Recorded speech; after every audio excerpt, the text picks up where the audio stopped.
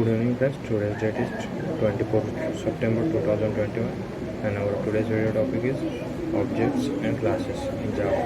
Let's we discuss object, what is important in importance of classes and objects in Java.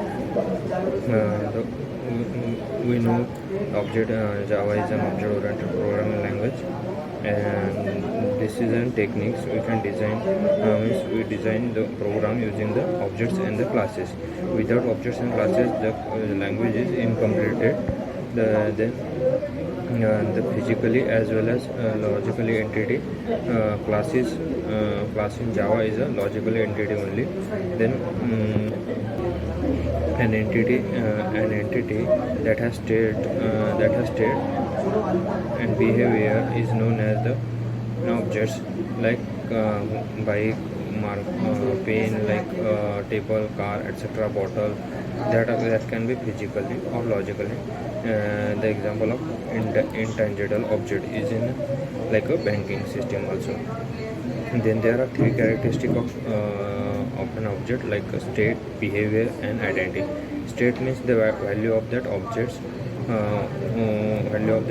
and second one is behavior, means what is the activity of that objects, means what is the activity, means for example we can withdraw or addition, we can take the additions, for example their functionality simply is a functionality of that object. And third one is identity. Identity is an object. Identity is typically implemented as unique ID. The value of the ID is not visible of the external user. However, it is used internally by the JVM to identify each object uniquely. Like for example, pen is an object, but its name is Reynolds. The color is white, and it is known as the state. It is used to write. This is means their functionalities of writing of the pen. An object as an instance of a class. A class is a template or blueprint from which objects are created. So an object is the instance result of a class. Object definition: an object is a real world entity. An object is a runtime entity. The object is an entity which has a state and behavior also, and the object is an instance of the class.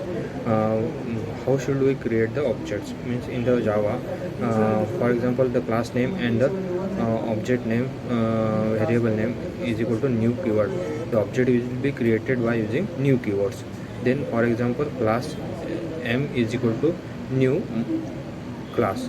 This is created by the new keyword of yum. Yum is created by new keywords.